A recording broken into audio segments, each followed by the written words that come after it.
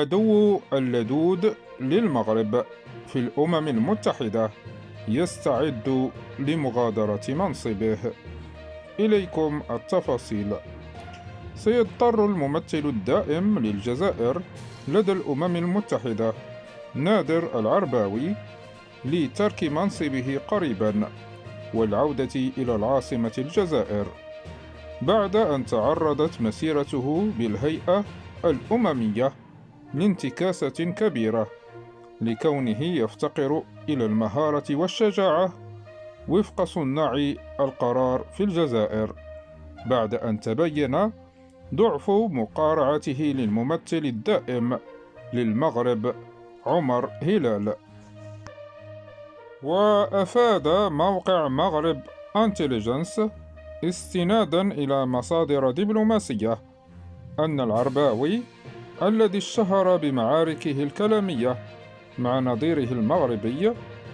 يحاول إيهام الرأي العام الجزائري أن عودته إلى بلاده سببها الحصول على منصب رفيع المستوى في الخارجية الجزائرية،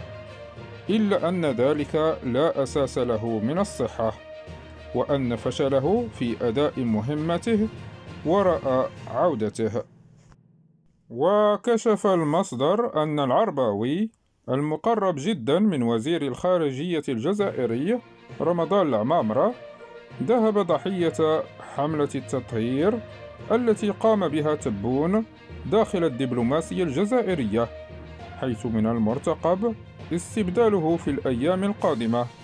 بأحد أشرس أعداء المغرب أيضا، وهو عمار بلاني الأمين العام للخارجية الجزائرية حاليا،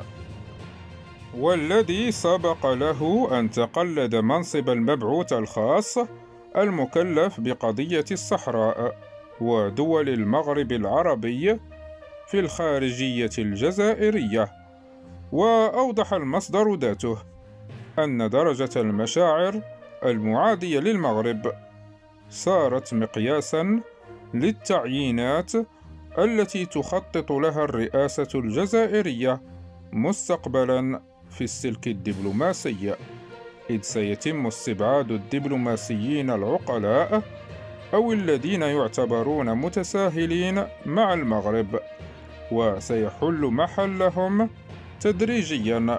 موظفون مدنيون جدد معادون بشدة